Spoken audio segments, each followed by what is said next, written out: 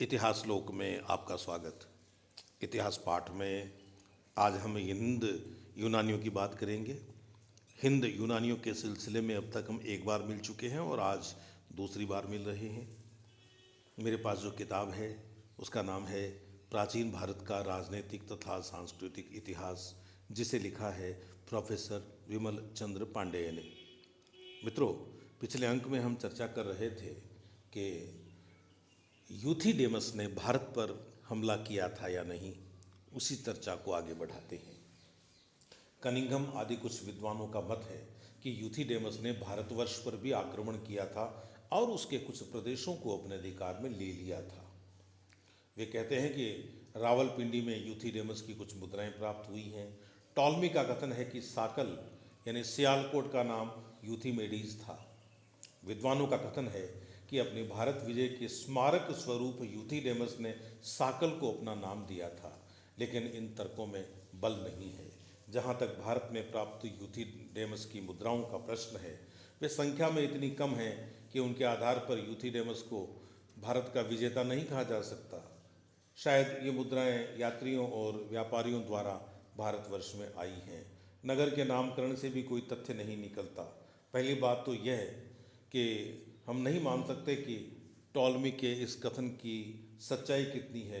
दूसरी बात यह कि नगर की स्थापना या उसका नामकरण यूथिडेमस के पुत्र डेमेट्रियस द्वारा भी हो सकता है या किसी अन्य उत्तराधिकारी के द्वारा भी हो सकता है।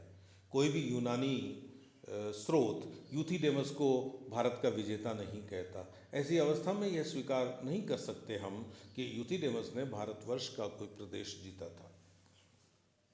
यूथिडेमस की एक प्रकार की मुद्राओं पर हेरेक्लीज एक शिलाखंड पर विश्राम करते हुए दिखाया गया है। व्यंजित होता है कि ये मुद्राएं यूथिडेमस ने अपने शासन के अंतिम चरण में निर्मित करवाई थी, जिस समय वह संधि विग्रह के राजकीय कार्यों से निवृत्त होकर शेष जीवन शांतिपूर्ण व्यतीत कर रहा होगा। अपनी अंतिम मुद्राओं में यूथिडेमस वृद्ध दिखाई देता है। टॉर्न के अनुसार यूथिडेमस के 3 पुत्र थे, डेमेट्रियस, एंटीमेकस और एपालोडोटस। इन तीनों के नामों का उल्लेख साहित्य में हुआ है और कुछ मुद्राओं पर भी ये दिखाई देते हैं। यूथिडेमस की मुद्राओं पर हेरेक्लीज शिलाखंड पर विश्राम कर रहा है, लेकिन डेमेट्रियस की मुद्राओं पर वह खड़े हुए तथा राजमुकुट पहनते हुए प्रदर्शित किया गया है। इस चित्र से कदाचित डेमेट्रियस की महत्वाकांक्षा प्रकट होती है, उसकी विस्तारवादी नीति का पता चलता है। प्रतीत होता है कि डेमेट्रियस के समक्ष सिकंदर का आदर्श था। वह सिकंदर की भांति ही अपने सिर पर गज शीश पहने हुए है। उसी की भांति उसने अजेय की उपाधि धारण की थी। यदि यह स्वीकार कर लिया जाए कि पुष्यमित्र शुंग के समय में हुए यवन आक्रमण का नेता डेमेट्रियस था, तो निश्चित रूप से भारतवर्ष में उसके राज्य का विस्तार सिकंदर से अधिक था। कुछ साक्ष्य एवं जनश्रुतियाँ ऐसी हैं जो वस्तुतः डेमेट्रियस को भारत के किसी क्षेत्र का नरेश घोषित करती हैं। महाभारत में सौवीर के एक यवन राजा दत्तामित्र और उसकी राजधानी दत्तामित्री का उल्लेख है। यह सौवीर सिंध था।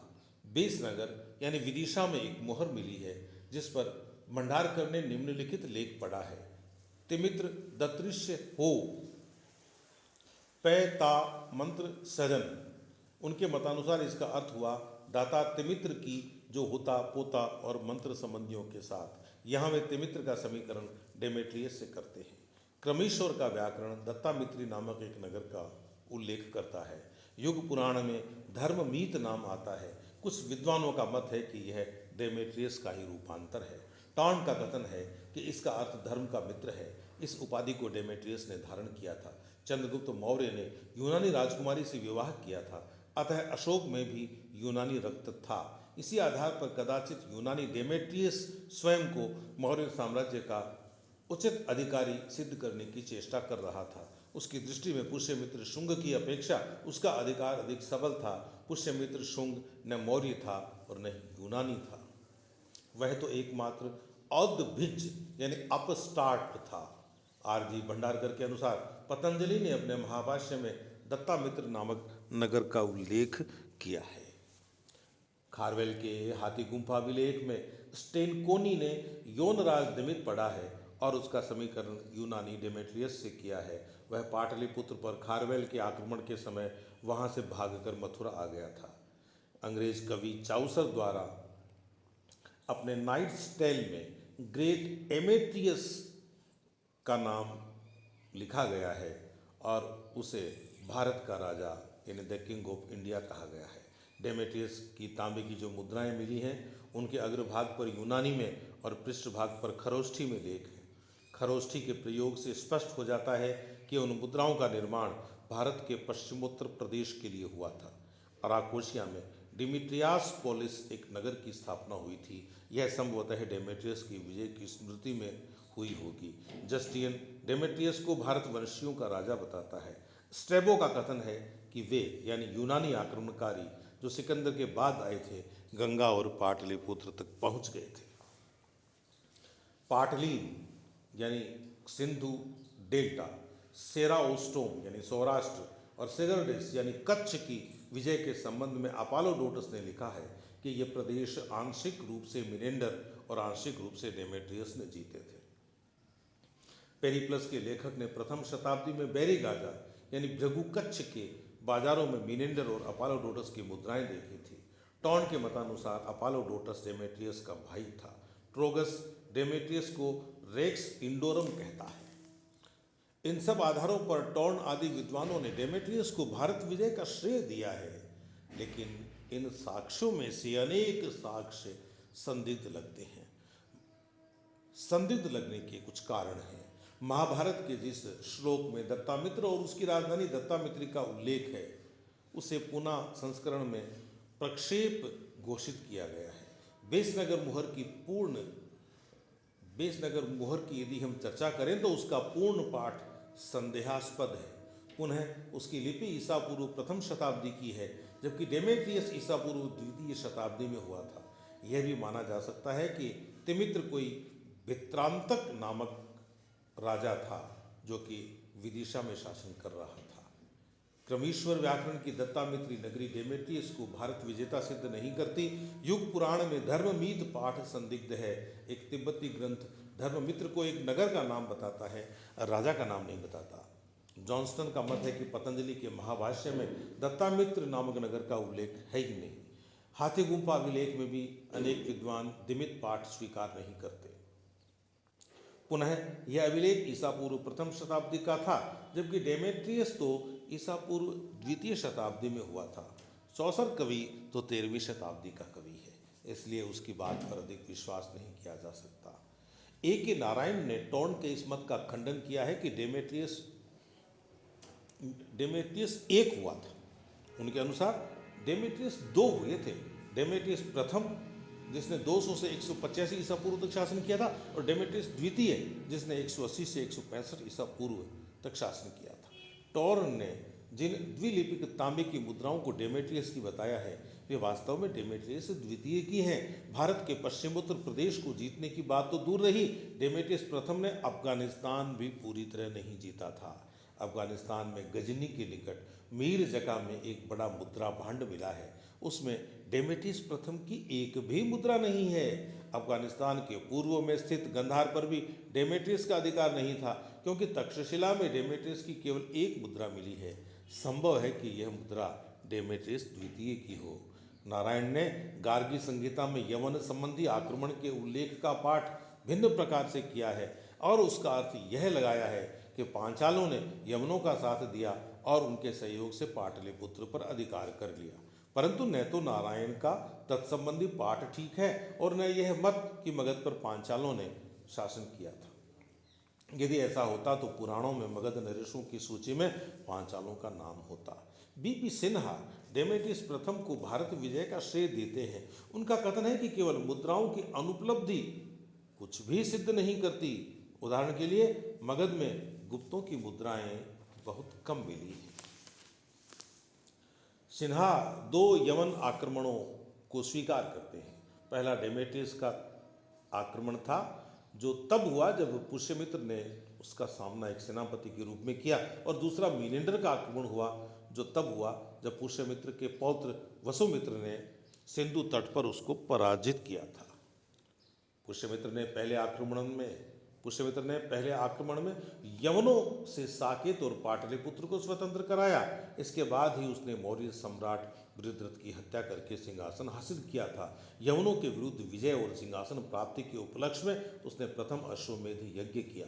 पहले आक्रमण का उल्लेख महाभाष्य, गार्गी संहिता और यूनानी लेखों में हुआ है और दूसरे आक्रमण का वर्णन मालविकाग्निमित्रम में।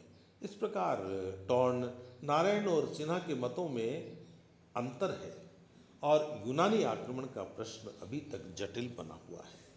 ये ठीक है कि उपयुक्त साक्ष्य संदिग्ध हैं, लेकिन डेमेट्रियस, शायद डेमेट्रियस द्वितीय की भारत विजय के संबंध में यूनानी लेखकों का साक्ष्य इतना प्रबल है कि पूर्ण रूप से उसकी उपेक्षा नहीं की जा सकती। जैसा कि पहले कहा जा चुका है, हम जानते हैं कि यूथिडेमस का अधिकार काबुल घाटी, गंधार और सीस्तान पर था। इस बात का कोई प्रमाण नहीं है कि ये प्रदेश डेमेट्रियस प्रथम और द्वितीय के हाथ से निकल गए थे। डेमेट्रियस यानी डेमेट्रियस द्वितीय की मुख्य जो सूचनाएं हैं वे हमें तक्षशिला से मिलती हैं, मुद्राएं खासतौर से। उसकी अन्य मुद्राओं का अफगानिस्तान और गांधार में न मिलना एक संयोग की बात है। इस नकारात्मक तर्क के आधार पर और समस्त यूनानी लेखकों के साक्ष्य की अवहेलना करते हुए हम निश्चित रूप से यह नहीं कह सकते कि डेमेट्रियस द्वितीय ने कोई भारत विजय नहीं की थी। उसके अधिकार में कम से कम हिंदू कुश से गांधार तक का प्रदेश रहा होगा। टॉर्न के इस मत को भी अस्वीकार किया जा सकता है कि व्यास नदी तक का संपूर्ण जो पंजाब है उसको भी उसने जीत लिया था। इन्हीं विजयों के परिणाम स्वरूप होगा ट्रोगस, उसेद, रेक्स, इंडोरम और जस्टिन उसे भारतवासियों का राजा बताते हैं। एक नारायणी के अनुसार यह डेमेट्रियस का पुत्र या पौत्र था। कौन? डेमेट्रियस द्वितीय। इसने अपनी मुद्राओं पर 2 लिपियों यूनानी और खरोष्ठी में लेख खुदवाए। इनसे अनुमान किया जाता है कि भारत के पश्चिमोत्तर प्रदेश पर इसका अधिकार था। इसकी एक मुद्रा तक्षशिला में भी मिली है। यूक्रेटाइडीज 170 से 155 ईसा पूर्व तक शासक हुआ था। जिस समय भारत विजय में संलग्न था डेमेट्रियस, उसी समय उसके गृह राज्य बैक्ट्रिया पर आक्रमण हो गया था और डेमेट्रियस को लौटना पड़ा था यहाँ से। बैक्ट्रिया के इस आक्रमण का नेता था यूक्रेटाइडीज। यह सीरिया के सम्राट एंटियोकस चतुर्थ का सेनापति था और कदाचित राजवंश से संबंधित था। कुछ मुद्राएं प्राप्त हुई हैं जिन पर उसके पिता हेलियोक्लीज और माता लाउडाइस के चित्र हैं। उसके पिता के शीश पर राजमुकुट नहीं है, लेकिन उसकी माता राजमुकुट पहने हुए चित्रित की गई है। इससे टॉर्न महोदय ने यह निष्कर्ष निकाला है कि कदाचित उसका पिता एक साधारण नागरिक था, परंतु उसकी माता राजवंशीय थी।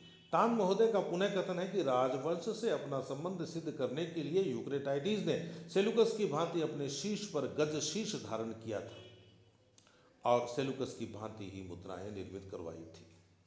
एंटियोकस चतुर्थ के शासनकाल में यूक्रेटाइडीज उसके पूर्वी प्रदेशों का गवर्नर था। बैक्ट्रिया में उसकी मुद्राएं मिली हैं जिन पर 165 ईसा पूर्व की तिथि अंकित है। मुद्रा चित्र को देखने से ऐसा प्रतीत होता है कि उस समय यूक्रेटाइडीज 40-45 वर्ष का रहा होगा। अतः इस अनुमान के आधार पर यूक्रेटाइडीज की जन्म तिथि भी निकाली जा सकती है। जस्टिन का कथन है कि यूक्रेटाइडीज और मिथ्रडेटीज दोनों एक ही समय राजा हुए थे। मिथ्रडेटीज 175 ईसा पूर्व में राजा हुआ था। अतः इसी के आसपास यूक्रेटाइडीज के सिंहासनारोहण की तिथि भी माननी चाहिए। यूक्रेटाइडीज की महत्वपूर्ण विजय को सिद्ध करने में हमें ध्यान रखना होगा कि 166 ईसा पूर्व में सम्राट एंटियोकस चतुर्थ ने किसी उत्सव के उपलक्ष्य में सैन्य प्रदर्शन किया था। डियोडोटस का कथन है कि उसने बेबीलोन में स्वतंत्रता दिवस मनाया था। उसे एशिया का संरक्षक कहा जाता है। डियोडोटस का कथन है कि 165 ईसा पूर्व में वह किसी भी अन्य प्रदेश से अधिक शक्तिशाली था। बैक्ट्रिया में उसकी मुद्राएं प्राप्त हुई है जिन पर 165 ईसा पूर्व की तिथि अंकित है। यदि हम इन समस्त तथ्यों को सामने रखकर विचार करें तो इस निष्कर्ष पर पहुंचेंगे कि 167 ईसा पूर्व के लगभग एंटियोकस चतुर्थ ने कोई महत्वपूर्ण विजय प्राप्त की होगी और उसी के उपलक्ष्य में उसने उत्सव मनाया होगा और उपाधि धारण की होगी और यह विजय उसके सेनापति यूक्रेटाइडीज की होगी। 175 ईसा पूर्व में एंटियोकस चतुर्थ सिंहासनासीन हुआ। उसने सीरिया साम्राज्य के विलुप्त गौरव को पुनः प्रतिष्ठित करने के लिए कोशिश की और पूर्वी राज्यों को पुनः जीतने के लिए अपने सेनापति यूक्रेटाइडीज को भेजा। यूक्रेटाइडीज एक कुशल रणनीतिज्ञ था। उसने कुछ ही काल में यूथिडेमसी वंश से सोग्डियाना, बैक्ट्रिया, एरियाना, आर्कोशिया, सिस्तान और ईरान के प्रदेश जीत लिए थे। इन विजित प्रदेशों की सूची जस्टिन से प्राप्त होती है। यूक्रेटाइडीज के आक्रमण और सफलताओं का समाचार पाकर डेमेट्रियस उसका सामना करने के लिए बैक्ट्रिया वापस लौटा। दोनों में युद्ध हुआ। इस युद्ध में डेमेट्रियस की पराजय हुई। जस्टिन ने इस युद्ध का उल्लेख किया है। उसका कहना है कि डेमेट्रियस ने 60,000 सैनिकों के साथ यूक्रेटाइडीज को घेर लिया। यूक्रेटाइडीज के पास केवल 300 सैनिक थे, फिर भी यूक्रेटाइडीज ने घेरा तोड़ दिया। इस युद्ध की तिथि लगभग 167 ईसा पूर्व थी। इससे थोड़े समय पश्चात ही डेमेट्रियस की मृत्यु हो गई। यूक्रेटाइडीज की मुद्राएं बैक्ट्रिया, सिस्तान, पेरिपेनेसेडाई, कपिशा और गांधार प्रदेश में पाई जाती हैं। अतः निश्चित है कि उसने बैक्ट्रिया पर अधिकार करने के पश्चात यूथिडेमिड वंश से अन्य पूर्वी प्रदेश भी छीन लिए थे। संभव है कि सम्राट एंटियोकस चतुर्थ के जीवन काल तक उसका सेनापति यूक्रेटाइडीज नाम मात्र के लिए उसके प्रति अपनी अधीनता प्रदर्शित करता रहा हो, लेकिन इसमें कोई संदेह नहीं कि सम्राट की मृत्यु के बाद वह पूर्ण रूपेण सर्वसत्ताधारी नरेश बन बैठा था। तो मित्रों, यह था आज का इतिहास पाठ। अगली बार जब हम मिलेंगे तो चर्चा करेंगे यूक्रेटाइडीज और भारत के संबंधों की। तब तक के लिए अनुमति दीजिए। नमस्कार।